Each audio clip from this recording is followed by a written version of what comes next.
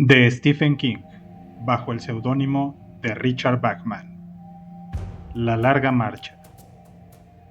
Editorial de Bolsillo. Voz y edición, José Alcalá. Y ahora, nuestros concursantes se encuentran en sus celdas de aislamiento. Jack Barry, 21. Las 3:30 de la madrugada. A Ray Garratty le pareció el minuto más largo de la noche más larga de su vida.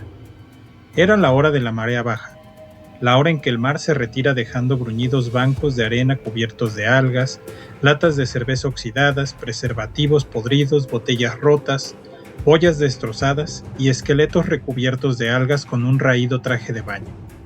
Era la hora de la marea muerta. 7 más habían recibido el pasaporte después del chico del impermeable.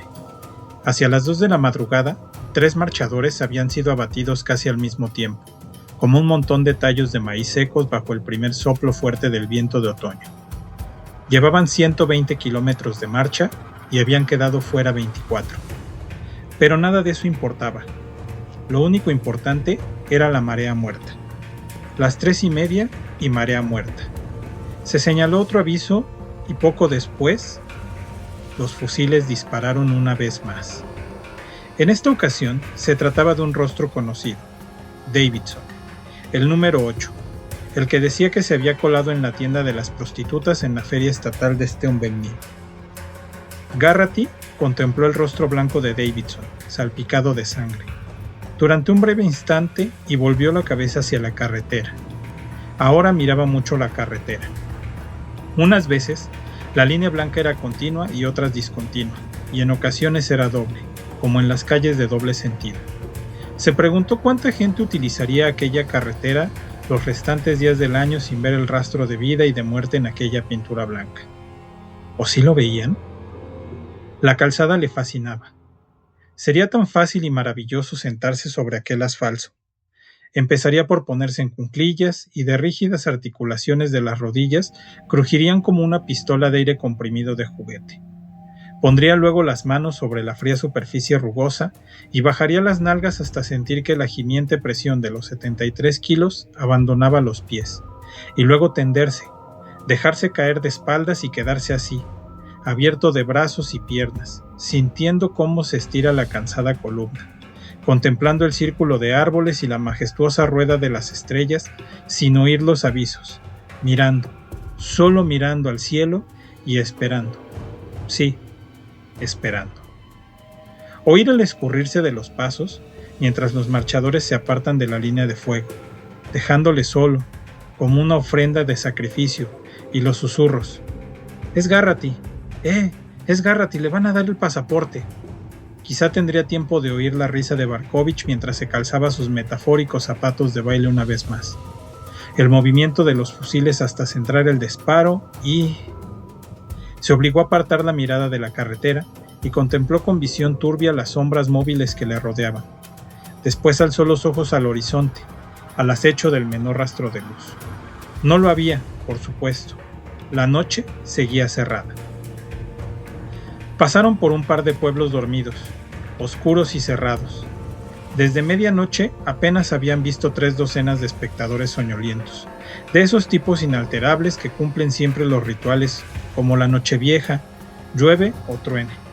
El resto de las últimas 3 horas y media no había sido más que un montaje de imágenes soñadas, la pesadilla del duermevela de un insomnio. Garratty observó más a fondo los rostros que le rodeaban, pero ninguno le pareció conocido. Un pánico irracional se apoderó de él y dio unos golpecitos en el hombro del marchador que avanzaba delante de él. ¿Pete? ¿Eres tú, Pete? La figura en sombra se apartó de él como un irritado gruñido, sin volver la vista atrás. Olson estaba antes a su izquierda y Baker a su derecha, pero ahora no había nadie a la izquierda y el chico de la derecha era mucho más bajo y robusto que Art Baker. De alguna manera se había salido de la carretera y se había unido un grupo de Boy Scouts en una marcha nocturna. Debían estar buscándole. Debían de haber organizado una batida en su búsqueda con fusiles, perros, escuadrones con radares y rastradores de calor y... Una sensación de alivio le invadió. Allí atrás estaba Abraham, no muy lejos de él. Solo tenía que volver un poco la cabeza para verle. Su silueta larguirucha resultaba inconfundible. «Abraham», susurró Garratty. «Abraham, ¿estás despierto?» Abraham murmuró algo. «Digo que si estás despierto», repitió Garratty. «Sí, maldita sea, déjame en paz». Por lo menos estaba todavía con los demás. El momento de desorientación había pasado. En la parte delantera alguien recibió el tercer aviso, y Garratty pensó con júbilo que él todavía no tenía ninguno. Incluso podía sentarse 1 minuto o 1 minuto y medio. Podía... pero jamás conseguiría volver a levantarse. Sí podría, se respondió a sí mismo. Claro que podría. Sencillamente moriría. Recordó que le había prometido a su madre volver a verlas, a ella y a Jan, en Freeport. Había hecho aquella promesa con ligereza, casi despreocupadamente. A las 9 de la mañana del día anterior, su llegada a Freeport había sido un dato previsible, pero ahora ya no se trataba de un juego, sino de una realidad en 3 dimensiones, y la posibilidad de caminar hasta Freeport con un par de muñones ensangrentados parecía ahora una posibilidad terriblemente real. Otro marchador fue abatido, en esta ocasión detrás de Garratty. El disparo no fue del todo acertado y el desafortunado muchacho que recibía el pasaporte lanzó un ronco grito durante un interminable segundo hasta que otra bala rasgó el aire, sin ninguna razón para ello. Garratty se puso a pensar en un buen jamón y la boca se le llenó de una saliva densa y amarga que le hizo carraspear. Se preguntó si 26 eliminados era una cifra inusualmente alta o inusualmente baja después de 120 kilómetros de marcha. La cabeza le caía poco a poco sobre el pecho y sus pies avanzaban por sí mismos. Recordó un funeral al que había asistido de pequeño, el de un chico llamado D'Alessio. Su nombre de pila era George, pero todos le llamaban el Visco, porque no podía mover con normalidad los ojos. Recordó al Visco, esperando ilusionado a que le sortearan para los partidos de béisbol, siempre entre los últimos a escoger, con sus ojos defectuosos saltando esperanzadamente de un capitán de equipo al otro, como un espectador de un partido de tenis. El Visco jugaba siempre de defensa, en una zona donde no solían lanzarse las pelotas y donde no podía comprometer demasiado el juego del equipo. Uno de sus ojos estaba casi ciego y carecía de la suficiente profundidad de campo para calcular las bolas que le llegaban. Una vez había acudido a recoger una pelota alta y su guante se cerró en el aire, al tiempo que la pelota aterrizaba justo en mitad de su frente con un sonoro bonk, como un melón golpeando con el mango de un cuchillo de cocina. Las suturas de la pelota dejaron una huella impresa en la frente del muchacho durante más de una semana, como una especie de sello oficial. El Visco fue arrollado por un coche de la Interestatal 1, a las afueras de Freeport. Uno de los amigos de Garratty, Eddie Kipstein, vio cómo sucedía. Eddie se pasó las 6 semanas siguientes avasallando a sus compañeros de clase con el relato de cómo el coche había arrollado la bicicleta del Visco D'Alessio y cómo el muchacho había salido despedido por encima del manillar, sacudiendo ambas piernas en un espasmo espectacular mientras su cuerpo completaba el vuelo corto y sin alas desde el sillín de la bicicleta hasta el muro de piedra, y cómo se había abierto la cabeza formando un amasijo de sangre y materia cerebral sobre las piedras. Garratty había acudido al funeral del Visco y antes de salir de casa estuvo a punto de vomitar el desayuno mientras se preguntaba si D'Alessio estaría en el ataúd en las condiciones que Eddie había descrito. Sin embargo, el Visco aparecía muy arreglado, con su chaqueta deportiva, su corbata y su insignia de miembro del club de excursionistas y casi parecía a punto de salir del ataúd cuando alguien mencionara el béisbol. Aquellos ojos que le habían valido el mote estaban cerrados, y Garratty se había sentido bastante aliviado. El Visco había sido la única persona a la que Garratty había visto muerta antes de iniciarse la larga marcha, y había sido un difunto limpio y bien arreglado, no como Ewing o como el muchacho del impermeable verde olivo, o como Davidson con la cara lívida y cansada salpicada de sangre. Es espantoso, pensó Garratty con desmayo. Espantoso.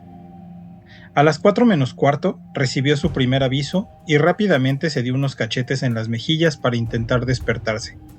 Su cuerpo parecía totalmente helado, le dolían los riñones, pero aún no tenía necesidad de orinar. Podía ser cosa de su imaginación, pero hacia el este de las estrellas parecían palidecer un poco. Le pasó por la cabeza que a aquella misma hora del día anterior estaba durmiendo en el asiento de atrás del coche mientras su madre lo llevaba hacia el mojón fronterizo donde estaba el punto de salida. Casi podía verse a sí mismo, tumbado de espaldas sin siquiera moverse. Sintió un profundo anhelo de volver allí, de regresar al día anterior de madrugada. Eran las 4:10. Miró alrededor con una especie de gratificante sensación de superioridad y soledad al advertir que era uno de los pocos que avanzaban con plena conciencia, totalmente despiertos. La claridad era mayor, suficiente para empezar a dibujar algunos rasgos en las siluetas de ambulantes. Baker estaba en cabeza. Se apreciaba que era Art por su ancha camisa a franjas rojas, y McBride iba junto a él. Vio a Olson a la izquierda, manteniendo el ritmo del vehículo oruga, y se sorprendió. Estaba seguro de que Olson sería uno de los que recibirían el pasaporte durante la madrugada, y se alegró de no haber tenido que contemplar el final de Hank. Todavía estaba demasiado oscuro para distinguir el aspecto de Olson, pero su cabeza se balanceaba arriba y abajo al ritmo de sus pasos, como un muñeco roto. Percy, cuya madre seguía apareciendo de vez en cuando, estaba ahora atrás, junto a Stebbins. Caminaba de lado, casi como un marino en tierra firme tras una larga travesía. También vio a Gribble, Harkness, Wyman y Collie Parker. La mayoría de los conocidos seguía adelante. Hacia las 4 había una franja iluminada en el horizonte, y Garrity se animó. Miró hacia atrás, hacia el largo túnel de la noche, y se preguntó con horror cómo era posible que hubiese resistido. Aceleró un poco el paso y se acercó a McBride, que caminaba con la barbilla contra el pecho y los ojos semiabiertos, pero helados y vacíos, más dormido que despierto. De la comisura de los labios le colgaba un fino hilo de saliva que recogía el primer toque frémulo del amanecer con una hermosa, perlada fidelidad. Garrity contempló fascinado el extraño fenómeno. No quería sacar a McBride de su sopor. De momento bastaba con estar cerca de alguien que le caía bien, de otro que había atravesado la noche. Pasaron junto a un prado rocoso y muy inclinado, donde 5 vacas permanecían quietas con aire grave, junto a la cerca de troncos descorsetados, viendo pasar a los marchadores y rumiando pensativamente. Un perrillo apareció corriendo desde una granja y les ladró, desafiante. Los soldados del vehículo oruga alzaron sus armas, dispuestos a abatirlos si interferían en el avance de los marchadores, pero el perro se limitó a ir y venir por el arcén, expresando valientemente su instinto de territorialidad desde una prudente distancia. Alguien le gritó con voz hosca que se callara de una vez. Garrity se extasió ante la aurora que despuntaba. Vio iluminarse gradualmente el cielo y la tierra. Contempló la franja blanca del horizonte transformarse en un delicado rosa, luego en rojo y por fin en oro. Los fusiles tronaron una vez más antes de que la noche quedara definitivamente atrás, pero Garrity apenas lo advirtió. El primer arco rojo del sol asomó por el horizonte, quedó difuminado tras una tenue nube y reapareció en una embestida furiosa. Parecía iniciarse un día perfecto, y Garrity lo recibió con un pensamiento incoherente. Gracias a Dios, podré morir de día. Un pájaro trinó, soñoliento. Pasaron ante otra granja, donde un hombre con barba les saludó después de dejar en el suelo una carretilla llena de azadones, rastrillos y plantones. Un cuervo graznó ásperamente en el bosque de sombras. El primer calor del día tocó suavemente el rostro de Garrity y él lo agradeció. Sonrió y pidió una cantimplora en voz muy alta. McBride torció la cabeza en un gesto extraño, como un perro interrumpido en pleno sueño de persecución de un gato. Después miró alrededor con ojos nebulosos. «Dios mío, es de día. De día, Garrity. ¿Qué hora es?» Garrity echó un vistazo y se sorprendió al ver que eran las 5 menos cuarto. Le mostró la esfera a McBride. «¿Cuántos kilómetros? ¿Tienes idea?» «Unos 130, calculo, y 27 eliminados. Ya hemos hecho una cuarta parte del camino, Pete». «Sí», sonrió McBride. «Eso está bien, ¿verdad?» «Muy bien», repuso Garrity y preguntó. «¿Te sientes mejor?» «A un 1000% mejor». «Yo también. Creo que es la luz del día». «Dios mío, apuesto a que hoy veremos bastante gente. ¿Has leído ese artículo sobre la larga marcha en la revista World's Week?» «Por encima», respondió Garrity. «Sobre todo para ver mi nombre en letra impresa. Decía que cada año se apuestan más de $2,000 millones en la larga marcha. ¡$2,000 millones! Baker había despertado de su embotamiento y se había unido a ellos. En mi escuela hacíamos una bolsa común, explicó. Todo el mundo podía $0.25 y luego cada uno sacaba de un sombrero un número de 3 cifras, y el que sacaba el número más aproximado al de kilómetros que alcanzaba la marcha, se quedaba con todo el dinero. «Olson», exclamó con júbilo McBride, «piensa en el dinero que han apostado por ti. Piensa en esa gente cuya fortuna depende de tu culo huesudo». Olson le respondió con voz exhausta que la gente cuya fortuna dependía de su culo huesudo podía dedicarse a practicar entre sí actos obscenos. McBride, Baker y Garrity se echaron a reír. «Hoy habrá muchas chicas bonitas en la carretera», dijo Baker a Garrity con un pícaro guiño. «Todo eso se acabó», respondió este. «Tengo una chica ahí adelante y a partir de ahora voy a ser un chico formal». «No pecar de pensamiento, palabra u obra», sentenció McBride. «Tómalo como quieras», replicó Garrity encogiéndose de hombros. «Tienes 100 probabilidades contra una de no poder saludarla una vez más. Esto antes de morir», insistió McBride desafiante. 73 contra 1 ahora. Sigue siendo mucho». Pese a todo, el buen humor de Garrity era inalterable. «Siento como si pudiera caminar eternamente», dijo imperturbable. Un par de marchadores, no lejos de él, hicieron una mueca. Pasaron junto a una gasolinera abierta a las 24 horas y el empleado salió a saludar. Casi todo el mundo le devolvió el saludo. El empleado apoyaba al número 94, Wayne. «Garrity», dijo McBride en voz baja. «¿Qué? No recuerdo a todos los tipos que han recibido el pasaporte. ¿Tú sabes quiénes han sido?» «No». «¿Barkovich?» «No. Vaya adelante, después de Scrum. ¿Lo ves?» «Sí, creo que sí», respondió McBride. «Stebbins también sigue ahí detrás». «No me sorprende». «Vaya un tipo, ¿eh?» «Sí». Hubo un silencio. McBride exhaló un profundo suspiro, se bajó el macuto del hombro y sacó unos dulces almendrados. Le ofreció uno a Garrity, quien lo aceptó. «Me gustaría que esto terminara ya», dijo. «De una manera o de otra». Comieron los almendrados en silencio. «Debemos de estar a medio camino de Alton, ¿no?», dijo McBride. 130 por delante, ¿no?» «Supongo que sí», asintió Garrity. «Entonces no llegaremos allí hasta la noche». La mención de la noche puso a Garrity la piel de gallina. «No», dijo, y añadió con brusquedad. «¿Cómo te hiciste la cicatriz, Pete?» McBride se llevó la mano a la mejilla. «Es una vieja historia», dijo parcamente. Garrity le observó más detenidamente. Tenía el cabello desgreñado y lleno de polvo y sudor. Sus ropas estaban arrugadas y desaliñadas. Tenía la cara pálida y los ojos inyectados en sangre y hundidos. «Parece salido de un vertedero», dijo antes de estallar en una súbita carcajada. McBride sonrió. «Pues tú no pareces precisamente un anuncio de desodorante, Rey». Ambos se echaron a reír histéricamente, haciéndose e intentando caminar al mismo tiempo. Era una manera tan buena como cualquier otra de dar por finalizada la noche de una vez por todas. Cuando dejaron de reír y de hablar, dieron comienzo al trabajo del día. «Pensar», se dijo Garrity. El trabajo del día era pensar. La mente y el aislamiento, porque en el fondo no importaba si uno pasaba las horas con otro o no. En el fondo, uno iba solo. Le parecía haber puesto tantos kilómetros en su cerebro como en sus pies. Los pensamientos seguían surgiendo y no había manera de rechazarlos. Era suficiente para que uno se preguntara qué pensaría Sócrates justo después de apurar el vaso de cicuta. Poco después de las 5, pasaron ante el primer grupito de espectadores genuinos.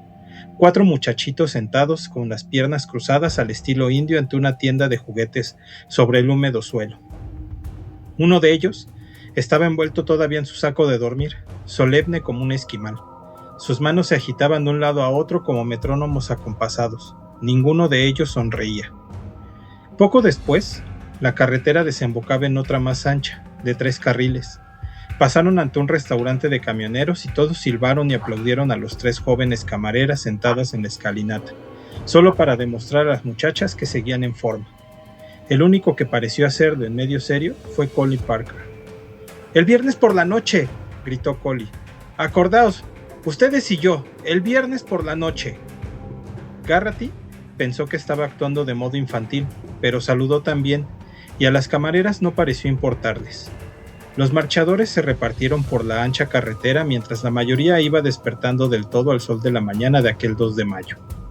Garrity divisó nuevamente a Barkovich y se dijo que tal vez era uno de los más listos, sin amigos, unos apenas. Minutos después empezaron a correr voces. Esta vez parecía que jugaban a una variante del juego del teléfono. Bruce Pastor, el chico que iba delante de Garrity, se volvió y le dijo: «Hola». «¿Quién eres?», repuso Garrity. «El comandante». «¿Qué quiere el comandante?». «El comandante quiere darle por el culo a su madre antes de desayunar», dijo Bruce Pastor y se echó a reír a carcajadas. Garrity pasó el chiste a McCreese y este a Olson. Cuando volvió de nuevo a Garrity, el comandante estaba dándole por el culo a su abuela antes de desayunar. A la tercera estaba haciéndolo con Sheila, la perrita terrier que solía aparecer con el comandante en las fotografías de prensa. Garrity todavía estaba riéndose de la ocurrencia cuando advirtió que la risa de McCreese se cortaba en seco. Miraba con extraña fijeza a los soldados del vehículo oruga. Estos le devolvían la mirada con aire impasible. «¿Ustedes creen que es divertido?», gritó de repente. El sonido de su voz cortó las risas como un cuchillo, silenciándolas. McBreeze tenía el rostro sofocado, casi violáceo. La cicatriz destacaba en su contraste por su palidez mortal, como un gran signo de interrogación. Por unos instantes, Garrity pensó que McBreeze estaba sufriendo una apoplejía. «El comandante puede darse por el culo a sí mismo, eso es lo que yo digo», gritó McBreeze con voz ronca. «Ustedes es probable que se den por el culo unos a otros. Muy divertido, ¿no? Muy divertido.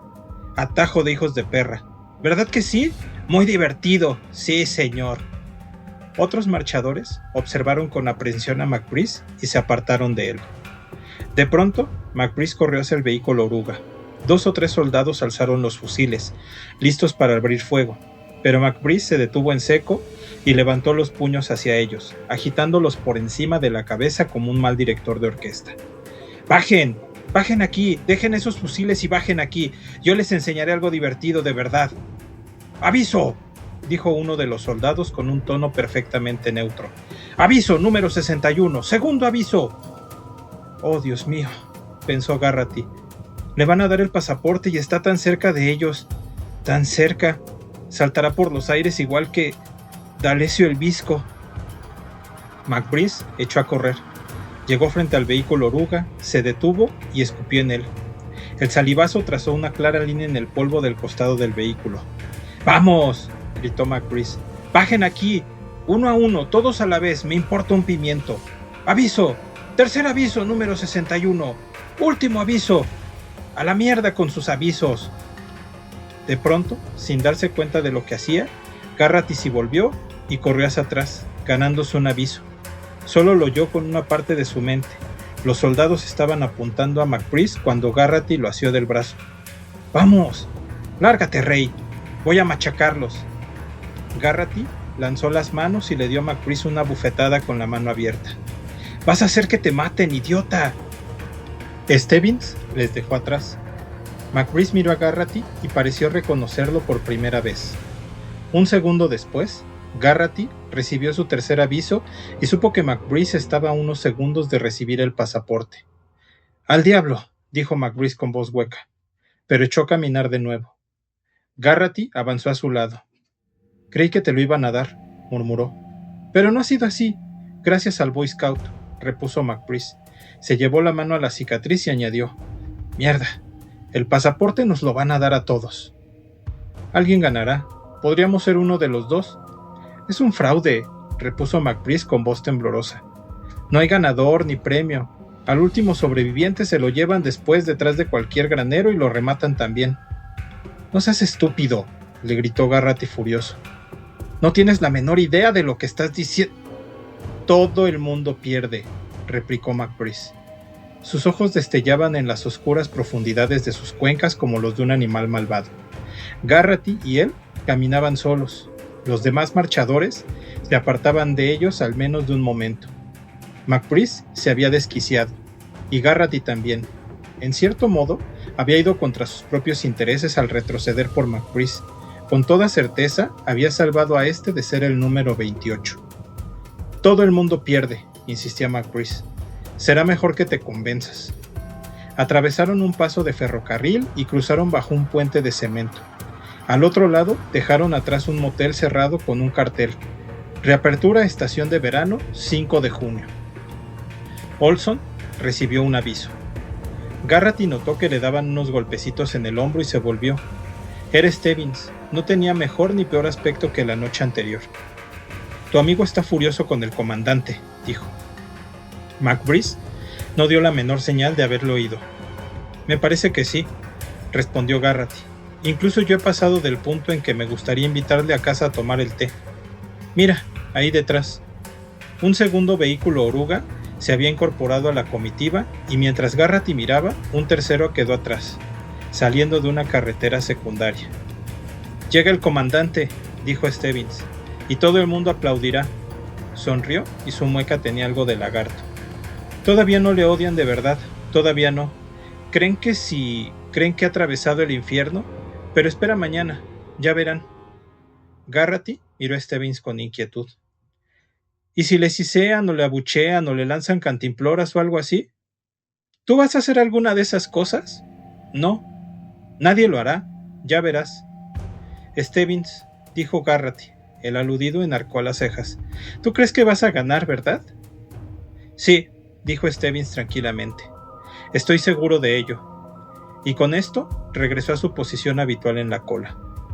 A las 5:25, Yannick recibió su pasaporte, y a las 5:30 en punto, como había predicho Stebbins, llegó el comandante. Hubo un rumor creciente mientras su jeep alcanzaba la cima de la colina que acababan de superar. Después, un rugido mientras pasaba junto al grupo por el arcén. El comandante estaba en posición de firmes, como la primera vez. Mantenía un saludo rígido, con los ojos fijos. Un curioso escalofrío de orgullo corrió por el pecho de Garrity. No todos aplaudieron. Collie Parker escupió en el suelo. Barkovich hizo un gesto burlón. McBride se limitó a mirar, moviendo los labios sin producir sonido alguno. Olson no pareció advertir en absoluto la presencia del comandante. Volvió a tener la mirada fija en sus pies.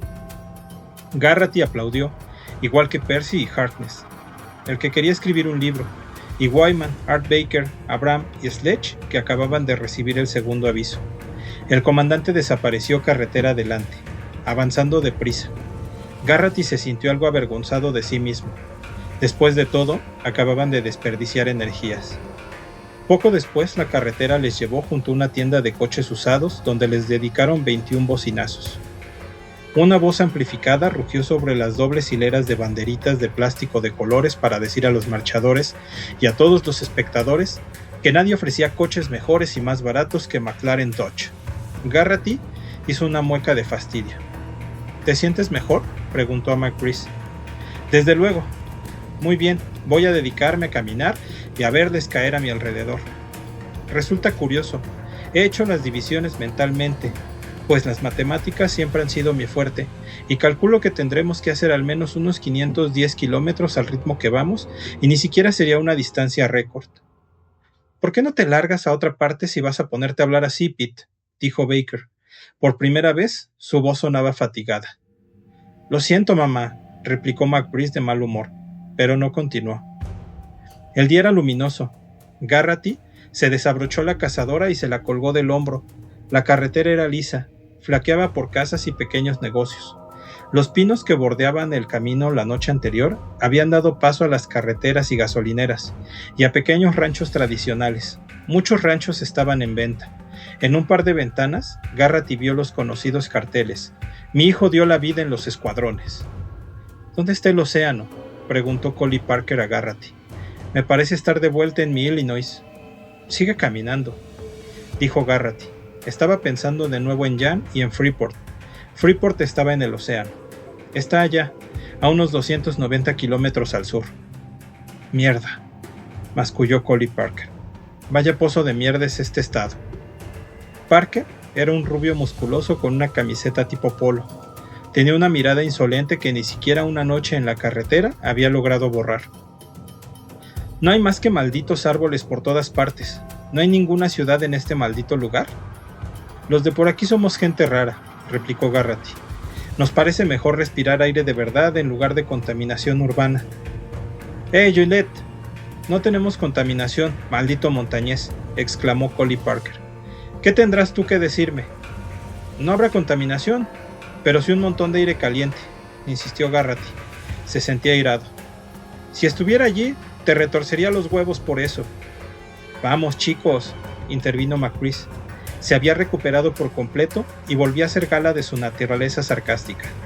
¿Por qué no arreglan sus diferencias como caballeros? El primero al que le vuela en la cabeza tiene que pagarle al otro una cerveza. Odio la cerveza, replicó Garrity. Parker bloqueó y se alejó mascullando entre dientes. Maldito patán. Está de malas pulgas, dijo McCrease.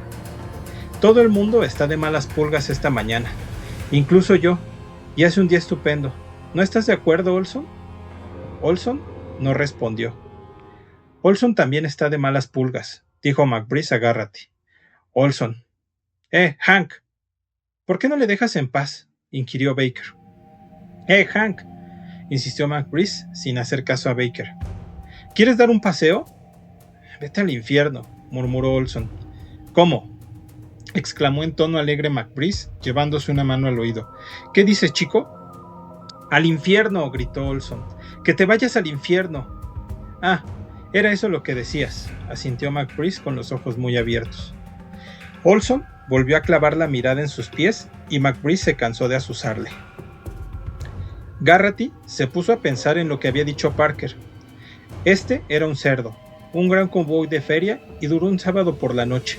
Era un héroe de chaqueta de cuero que sabía él de Maine. Garrity había vivido desde siempre en Maine, en una pequeña población llamada Porterville, junto al oeste de Freeport. Tenía una población de 970 personas y apenas un par de farolas, y de todos modos, ¿qué podía haber de especial en Joliet, Illinois? El padre de Garrity solía decir que Porterville era la única población del condado con más sepulturas que habitantes. Pero era un lugar limpio. El desempleo era alto, los coches estaban oxidados y todo el mundo andaba en líos de cama, pero era un lugar limpio. La única emoción estaba en el bingo de los miércoles en el casino agrícola. En la última jugada, un cartón especial por un pavo de 9 kilos y un billete de $20, pero era limpio y tranquilo. ¿Qué había de malo en eso?